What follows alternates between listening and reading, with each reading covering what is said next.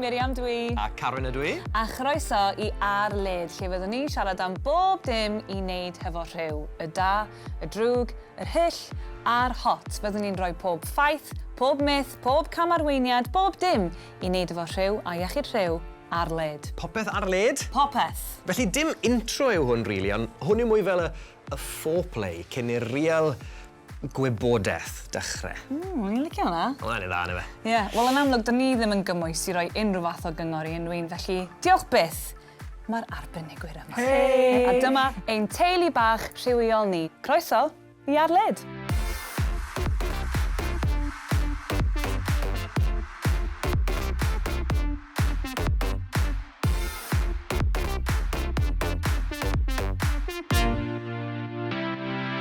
Nawr, dyn ni'n mynd i roi sextio ar-led. A mae rhywun arall yn ymuno ni yn y loft.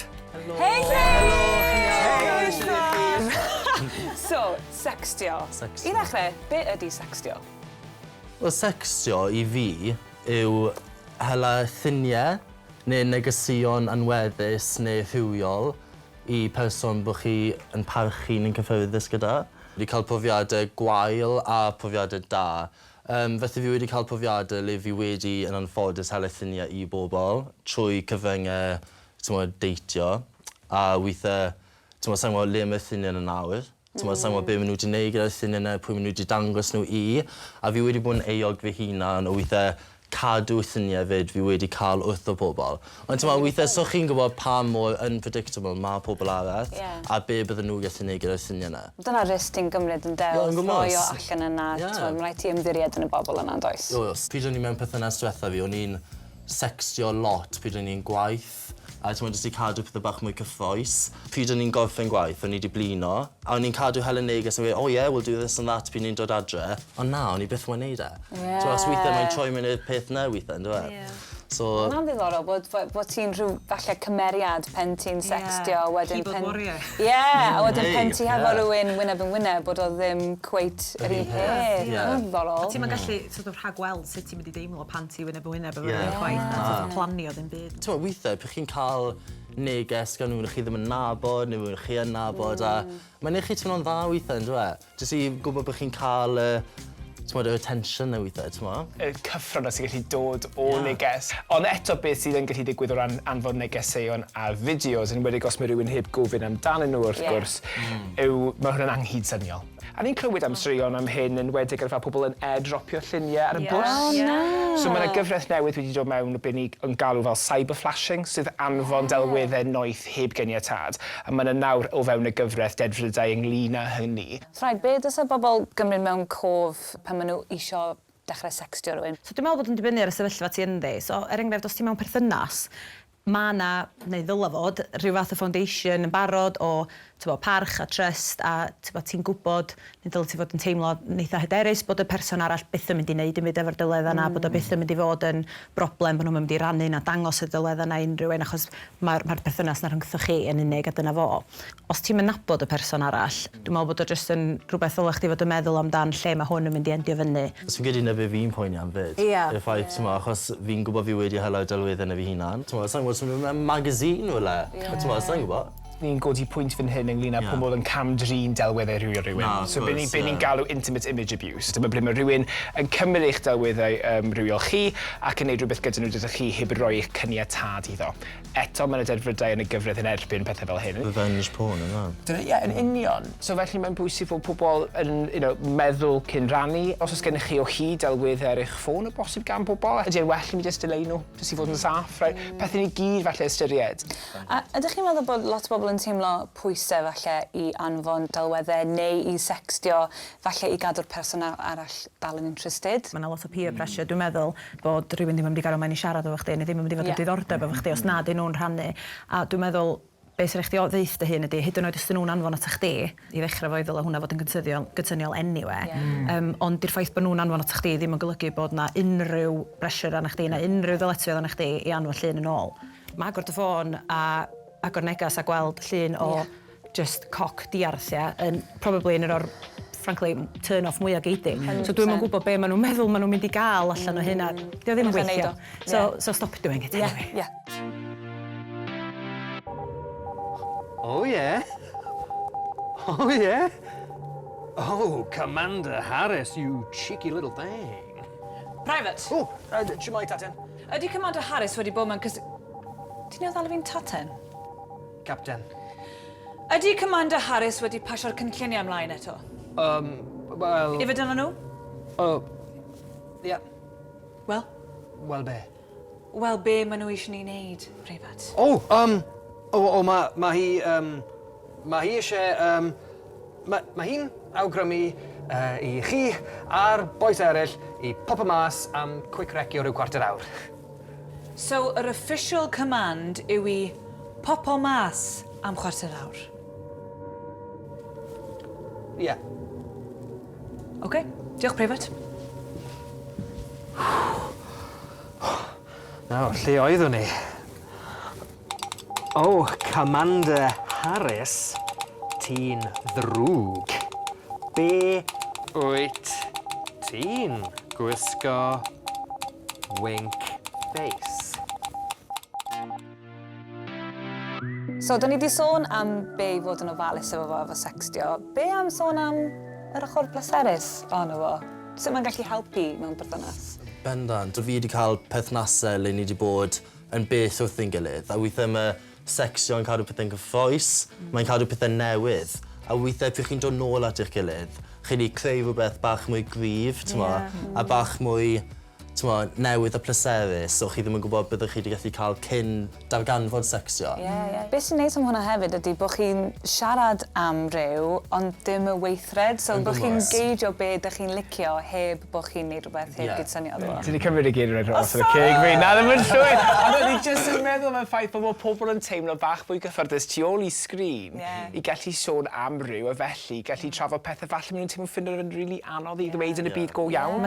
Mae'n gyfrwng arall, really, jyst i allu dangos sut ti'n teimlo am berson a beth ti eisiau gwneud efo nhw, a mae'n lyflu, it's beautiful. Ac eto, mae pethau ni feddwl amdano, os mae pobl yn mynd i anfon delweddau, mae'r pethau gallen nhw wneud er mwyn diogelu eu hunan, pethau fel dim dangos eu gwyneb yn y delweddau neu fideos ni'n anfon, checio mas am tattoos neu beth sy'n ganddyn nhw, gwirio mas am unrhyw beth sy'n adnabyddus amdano nhw tu ôl yn y cefndir.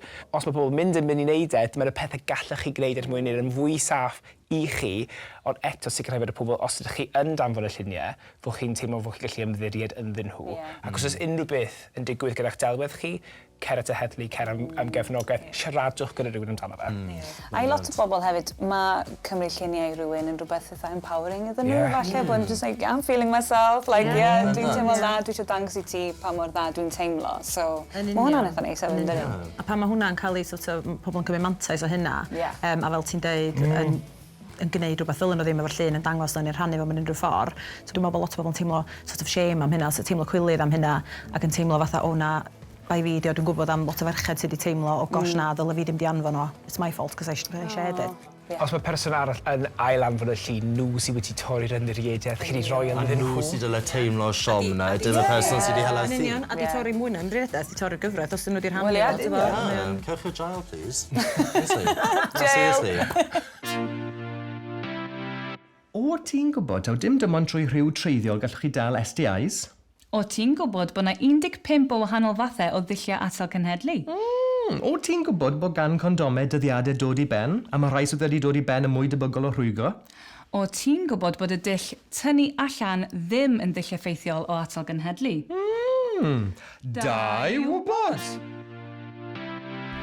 Iawn, dyn ni'n mynd i roi dulliau atal cenhedlu neu contraception ar led. A mae rhywun arall yn dod i'r loft. Chelsea! Croeso! Ti'n iawn? Gwrdd hyn gyffyrddus. Dulliau atal cenhedlu, mae yna gymaint fedrwn ni sôn amdano fo, ond be am ni ddechrau fod y brofiad di hefo contraception? Be ti wedi ffeindio nawr sydd yn gweithio i ti? Nes i dechrau â depo jab, ac wedyn symudais i ar ôl 3 blynedd i'r combination pill. Ac nes i cael dipyn bach ar y mini pill hefyd. Be oedd y brofiad di efo hwnna?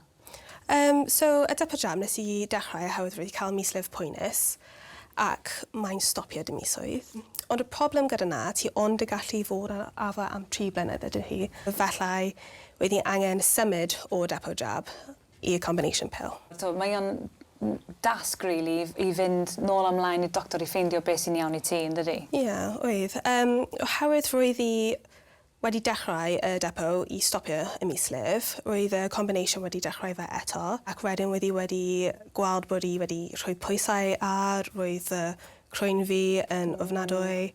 Like personality change. Really? Yeah. Mae'r rhan fwyaf o'r dulliau na sy'n ar gael yn rhai hormonal, felly maen nhw yn gallu cael side effects. Ac yn amlwg mae pawb yn wahanol, di pawb yn mynd i gael side effects yn nhw. Ond mae rhai hormonau'n helpu bobl hefyd, so mae'n anodd gwybod. Yndi, yn union. Ac mae gyd y balans yr hormona di'r broblem. Does ddim un just bad hormon, mae o'n balans o'r hormons yna.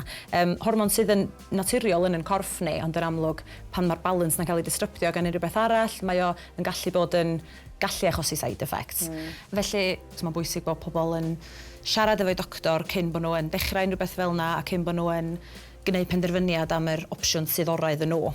Mae yna opsiynau non-hormonal, ond yn amlwg does na ddim gymaint o ddewis o'r rheina. Gennych chi barrier methods, so condoms, diaphragm neu cervical caps. Mae gennych chi hefyd IUD, sef coil. Coil copper ydi o, a mae o'n rhyddhau copper, a dyna sut mae'n gweithio I stopio chdi rhag cael plentyn. Ond Mae'n gallu bod yn boenus, yn dydi? Mae o'n gallu bod yn boenus i roed I fewn. Be sy'n ni hefyd yn dweud ydy, pan da ni'n sbio ar effeithiolrwydd gwahanol ddulliau, mae'r rhan fwyaf o'r pethau da ni wedi siarad amdano nhw, so yr implant, coils, combined pill, maen nhw yn 99% effective efo perfect use. Ond yn amlwg, humans da ni gyd. Mae yna bobl yn anghofio cymryd nhw un diwrnod neu be bynnag, ac mae o'n gallu golygu bod yr effectiveness yna yn dropio. Fi'n teimlo bach yn embarrassed o'r basically mae ni'n edrych ar 2 opsiwn I dynion, lle mae'r holl bethau arall yma chi'n gorfod delio, a mae gymaint o'r pethau yma'n effeithio gymaint ar eich cyrff chi. Ia, o bosib, di o ddim yn rhywbeth mae dynion yn aml yn meddwl sydd yn gyfrifoldeb iddyn nhw. Dwi'n meddwl bod nhw'n cymryd gyfrifoldeb dros condoms, achos dyna'r unig beth maen nhw'n gallu gwneud. A dwi'n teimlo bod o'n bwysig bod o'n rhywbeth, ti'n os ti'n sengl neu mewn perthynas, mae'n bwysig bod hogiau'n cymryd cyfrifoldeb dros hynna hefyd, ac os dyn nhw yn cael sex efo'u partner neu'n cael sex, casual sex ac yn pwlio pobl ar noson allan neu beth bynnag, bod nhw yn cymryd cyfrifoldeb dros hynna a bod nhw'n mynd â condom. Achos ar ddiwedd y dydd, mae condom yn protectio rhag STIs hefyd. Mae yna lot o siarad rwan am y posibilrwydd o gael male contraceptive pill. Nes I weld hyn. Ie, diddorol.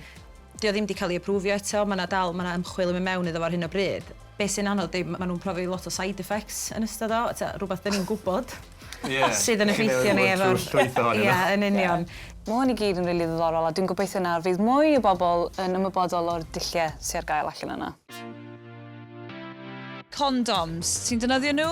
Ydw. Gen ti stash yn y dror? Oes. Fantastic. Condoms, ti'n defnyddio nhw? Weitha.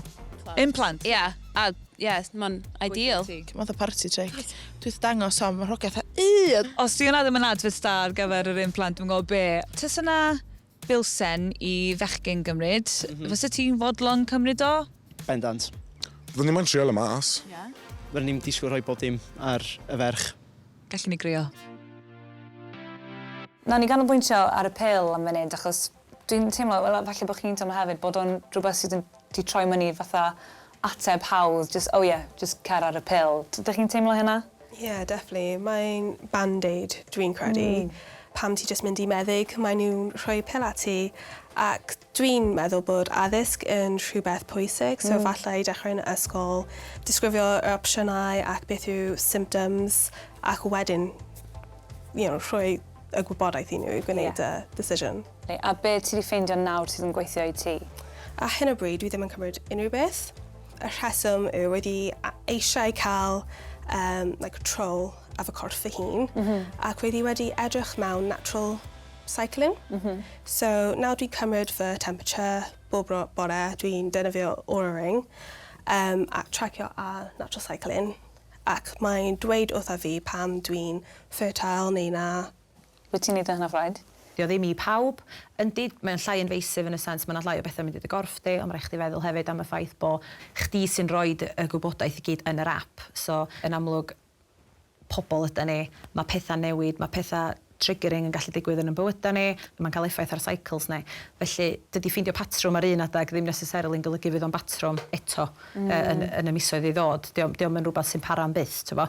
O ran pros, dwi'n meddwl bod o'n rhywbeth rili poblogaidd yn ddiweddar. Mae'n lot mwy o genod yn iwsio apps I dracio cycles nhw, boed o ar gyfer periods neu contraception neu beth bynnag, maen nhw yn fwy o tiwn i'w corff nhw, a maen nhw'n nabod eu hunan fwy, a dwi'n meddwl bod hwnna'n really empowering ac yn really pwysig. A mae cyrff mi'n newid o hyd hefyd, a falle fydd o'n gweithio nawr, ond falle lawr y lein fydd angen trio rhywbeth gwahanol. So, ydy hwnna'n rhywbeth ti'n ymwybodol ohono fo, Chelsea?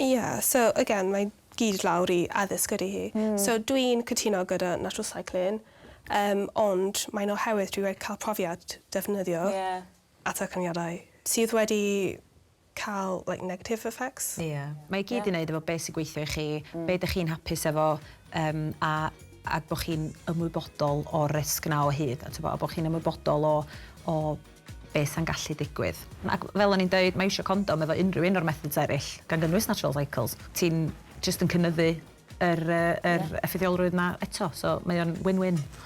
Mae condoms yn effeithiol iawn. Os ydych chi yn stryglo i roi'n mlaen, neu ddim yn gwybod sut i roi'n mlaen, wel, gwiliwch hwn. Yn gyntaf, teimlwch y condom trwy'r pecyn a gwthiwch i'r ochr mwyn peidio i rwygo.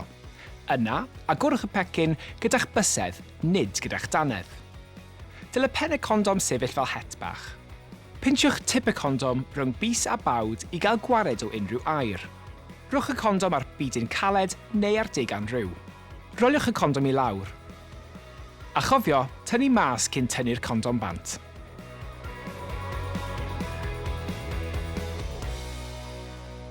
Nawr, be am i ni sôn am y myths gwahanol sy'n allan yna am contraception? Os na rei yn bodoli? Mae rhai pobl yn meddwl bod ti ddim gallu cael pregnant a dy mislif ti. Dwi'n cofio clywed hynny'n ysgol, actually. A hefyd bod pulling out method, bod hwnna'n effeithiol yn erbyn. Pregnancy, bod chdi jyst yn tynnu allan jyst cyn i'r person ddod, ond yn amlwg, da ni'n gwybod bod na pre-ejaculation yn digwydd yn ystod sex, ac fedri di dal fynd y feichiog efo hynna, felly... Pre-cum yn beryglus. Yndi, dio ddim yn rhywbeth Pobl ddim yn gwybod amdano ge. Dio ddim yn contraceptive method, full stop. Cyn i mi fynd mewn i hyn i gyd, nath e ddim cymryd hir wrth ymchwilio i sylwi bod na cymaint o gamwybodaeth peryglus iawn am contraception. Pethau bonkers. Felly, os mae unrhyw beth fan hyn yn gyfarwydd i chi, neu'n rhywbeth chi eisiau mwy o wybodaeth amdano, please siaradwch da GP. Peidiwch gwneud unrhyw guesswork gyda contraception. Anyway, mae rhan fwyaf o'r camdybiau hyn yn pethau osgoi fynd yn feichiog. Hen tricia sydd ddim da unrhyw gwir tu ôl iddyn nhw. Ond, cyn hynny, beth am wers hanes? Os trown ni tudalen 10, fe welwn bod y rhyfel byd cyntaf wedi cychwyn y 1901. Falle dylsai fod yn fwy specific. Gwers hanes ar contraception. Bod pethau fel y pil contraceptif a chondoms rwbr yn dyfeisiau modern, mae rheolwyr geni wedi bod o gwmpas ers miloedd o flynyddoedd. Cafodd y ffurf cynharaf o contraception ei darganfod yn yr aif teunafol mor bell yn ôl a 1850 BC. Darganfyddwyd hen scrolls gyda chyfarwyddiadau ar sut i greu rheolydd geni gan ddefnyddio mêl, dail acacia a lint fel rhyw fath o gap i stopio'r sperm o gyrraedd y groth. Mae un o'r troion cyntaf gafodd gondom ei grybwyll yn dyddio nôl i tua 3000 BC, pan aeth brenin Mynis o Crete defnyddio bledren gafr. A dros y canrifodd, mae yna lwyth o ffurf o contraception rhyfedd a pheryglus iawn wedi bod. Miloedd o flynyddoedd yn ôl yn China, bu rhai menywod yn yfed mercury yn meddwl bydde fe'n gweithio, a roedd y side effects yn cynnwys pennau tost a marw. Mae dom anifeiliaid wedi cael ei defnyddio, haneri lemons. Basically, eto, just peidiwch wneud unrhyw gwaith dyfalu gyda contraception. Mae'r pethau yma mor beryglus. Mae anwybodaeth a chamdybiau yn tueddu o gychwyn pan mae angen easy fix. Mae'r we yn rhywle sydd yn hawdd i greu a lledaenu gwybodaeth ffals, a TikTok yn enwedig yn app ble mae gwybodaeth meddygol go iawn yn anodd i'w gwahaniaethu o wybodaeth ffals. A fi yn sylwi yr eiron ei bydd hwn siwr o fod yn cael ei clipo lan a rhoi'r cyfryngau cymdeithasol, felly, sorry TikTok, fi yn caru ti rili. Mae'n amhosib mynd yn feichiog os diw'r fenyw ddim yn cael orgasm. Wrong. Na i ddim mynd yn feichiog os ydyn ni'n cael rhyw yn sefyll lan. Wrong. Mae e hefyd gwerth sôn os ydych chi'n cael rhyw yn sefyll lan dyw eich plant chi ddim yn fwy debygol o cael posture dda. Neith cael cawod neu bath ar ôl rhyw stopio fi rhag mynd yn feichiog. Wrong! A na chwaith mynd i'r tŷ bach. Dydy pisio wedi rhyw ddim yn ei stopio chwaith. Mae'n bosib stopio sperm rhag cyrraedd y rwy trwy wneud star jumps ar ôl rhyw. Nope! A na chwaith burpees, pogo stick, trampoline, unrhyw fath o neidio. That's a whole lot of myths. Ond yn anffodus, mae dal loads mas na. Yw hi'n neud star jumps achos bod hi'n meddwl bod hi'n mynd i... Well, fi'n mynd i gael gair gyda'i. Excuse me.